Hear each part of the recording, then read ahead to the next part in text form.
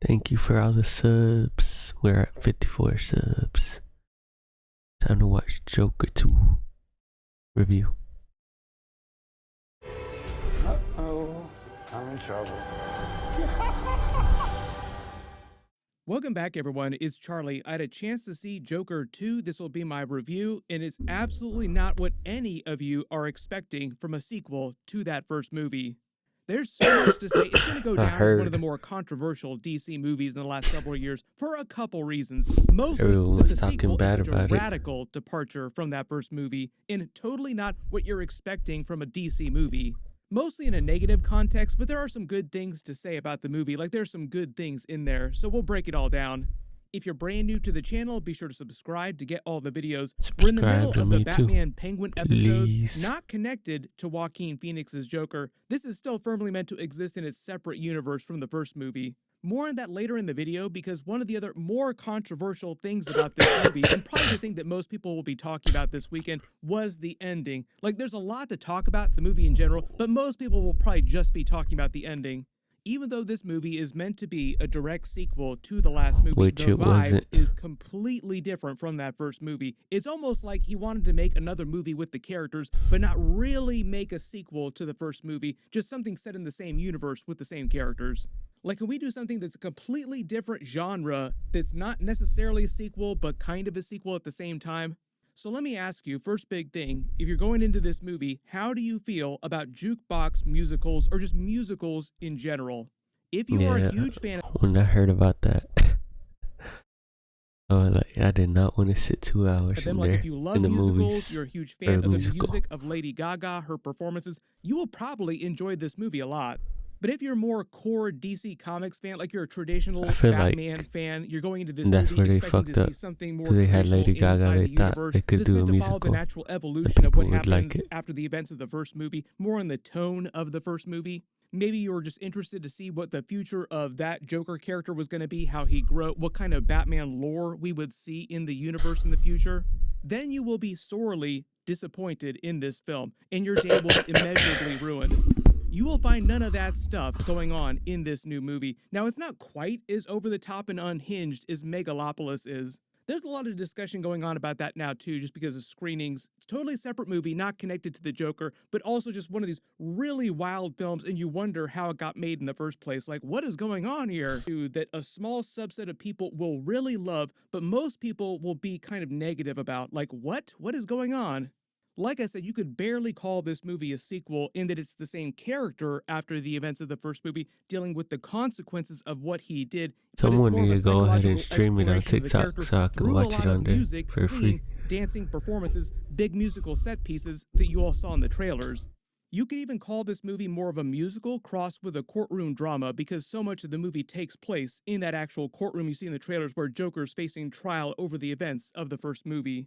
Without getting into any spoilers, just because it's early before the movies come out, the ending felt like it was written by some random unhinged Twitter user or like some crazy Reddit user that's online way too much. Like, if you've ever dipped into the replies to Hugh Jackman or Ryan Reynolds' Twitter posts, and you see like a crazy... You got Lady Gaga and don't know how to act. Things that people post, it's almost like they borrowed some of the ideas for the ending from those people. So yes, we will be talking a lot about that this weekend, for bad and for good. Like, wow, it was really amazing that they tried something like that, but what were they thinking?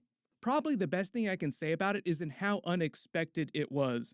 So if you are looking forward to like a crazy twist, yes, crazy twist, but overall I feel like the reaction is going to be negative. I would have rather seen Joaquin Phoenix's character evolve into more of a comic book-like Joker character. But that's me. I'm more of a traditional DC Comics rated fan. I go to DC movies expecting something more in the tone of what you would think of when you think of DC movies. There are a couple good things about the movie that we can point out. Todd Phillips, Joaquin Phoenix do a great job of exploring who Arthur is, what he thinks he is, what he thinks of himself, him trying to own his own weirdness as the Joker identity, which he was ashamed of throughout the first movie. Everyone remembers all the "we live in a society" memes. This movie takes that meme and tries to turn it into like a bigger statement in the way that the first movie did. Joker being Joker and loving it, having been made that way because society made him like that. Everybody is awful these days. It's enough to make anyone crazy. He is entirely a product of the society of the Gotham City of this universe. The problem with that is that it feels like a bit of a rehash of the themes of the first movie. Like the first movie established that pretty successfully. Lady Gaga gives great performances. She wrote a whole album based on the movie called Harlequin. She carries most of the musical numbers that they do together, as you would expect. So if you like her music, you will enjoy that aspect of the movie.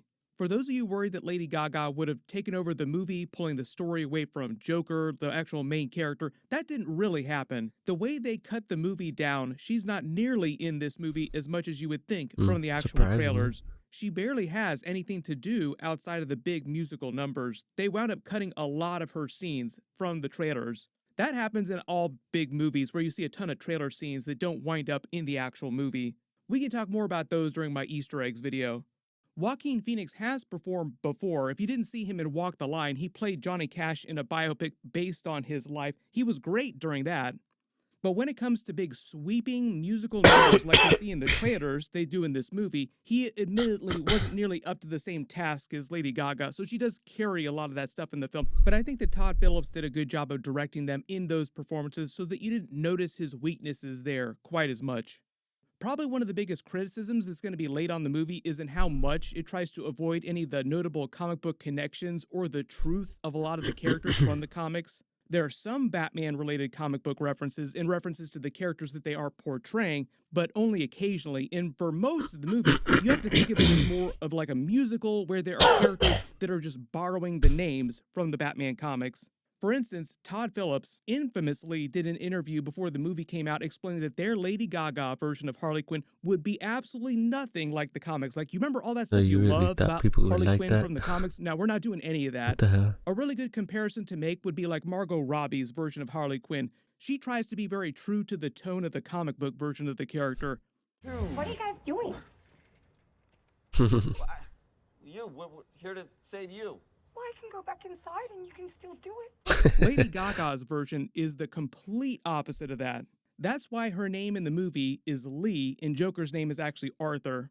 So if you're going into this movie and you were disappointed that the first movie only lightly referenced Batman or those comics, you were expecting more Batman-related stuff, the sequel goes even further away from the comics for most of the movie, with a very bizarre choice for the ending. I'll wait till later this weekend after everyone has a chance to see it before we start talking about it more. So if you do get a chance to see the movie early, please don't post spoilers for that on this video. It's almost like Todd Phillips took the freedom and the massive increase in budget that the studio gave him after the success of the first Joker movie made over $1 billion.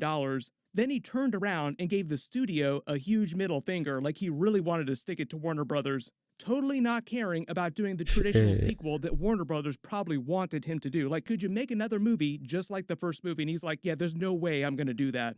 Instead, he's going to do the most unconventional, unexpected, and possibly disliked thing with the franchise. This particular Joker franchise of Joaquin Phoenix's character. The only thing I've heard him say about turning the movie into more of a musical is that he felt like music was very important to the exploration of Arthur in his own mind, the way he thinks of himself.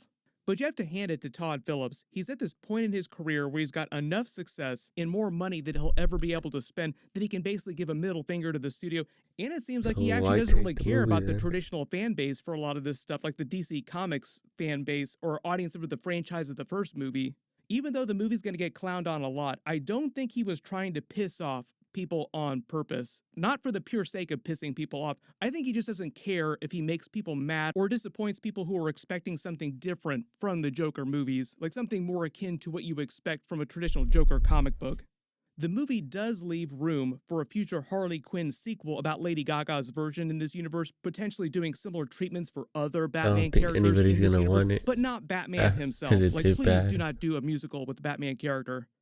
So if you really dig how this movie is so different from what people usually expect from, say, like Batman movies or just DC movies in general, then maybe you'll be excited to see more inside this universe. But personally, I am totally fine with this being the last movie that Todd Haynes does in the DC universe. And I will say, after seeing it, I would have been totally okay if he had stopped after that first movie and not done the sequel. Like, there were a lot of people who did not want them to make a sequel to begin with. After the first movie came out, they're like, great, this is awesome, no more, please. You said everything that you need to say about this character with this one movie. Like I said, a lot of the themes in this movie are rehashes of the themes of the first movie. But just to say some more positive things You about could it, have the made a actual sequel, music, but the soundtrack, the make musical it numbers good. were all great. I don't watch a ton of musicals, but I was able to appreciate their performances. Visually, the movie does look great. Like, the cinematography is amazing, and their set pieces look great. And even if you don't like the story, all the actors' performances were S tier. I think most of the criticism about the actual characters will be about the way Todd Phillips wrote them. And to be fair, he is a great director. It's just that as a DC movie fan, like, I make a lot of DC videos because I like DC Comics related things, you probably would have expected him to make something more akin to what a DC Comics movie usually winds up being. Should've just My stick early to the prediction is that the comics. movie will do about $700 million, maybe, give or take a little bit, but it's not going to make anywhere near as much money as the first movie. Like, it will not make $1 billion. Especially after all the hardcore fans see it opening weekend that loved the first movie and then blast it online, hurting word of mouth, expecting it to be more like the Yeah, first film that's why I when it is didn't go. totally not like the first film. Once you do have a chance to see it, post all your reactions in the comments below, good or bad. My video about the ending for the movie will post later this week after it actually comes out. Be sure to enable alerts for my channel so you don't miss that.